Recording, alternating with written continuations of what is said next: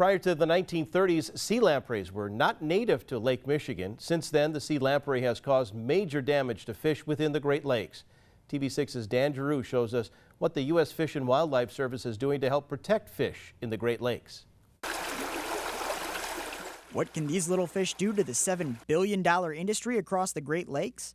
In the 1940s and 50s, sea lampreys decimated lake trout, whitefish, and chub populations in the Great Lakes. Sea lampreys aren't parasites their whole life.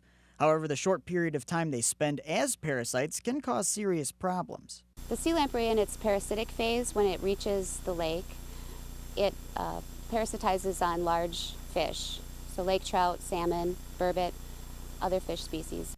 In a collaborative effort between many groups across the Great Lakes states and even Canada, the U.S. Fish and Wildlife Service attempts to stop sea lampreys from increasing their numbers. Our objective here is to target the larval phase and kill them before they transform into the parasite and move out and cause all the damage.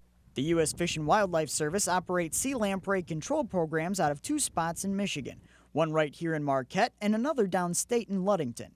Traveling across the Great Lakes, the group spreads lampricide into streams and rivers to knock out the masses of sea lampreys. The lampricide that is used does not harm plants or wildlife, nor does it affect humans or farm animals with the concentration that's used. It's formulated in such a way that fish are not affected by it. They can actually metabolize it, whereas lamprey are not able to metabolize it. That's why they eventually die from the chemical exposure.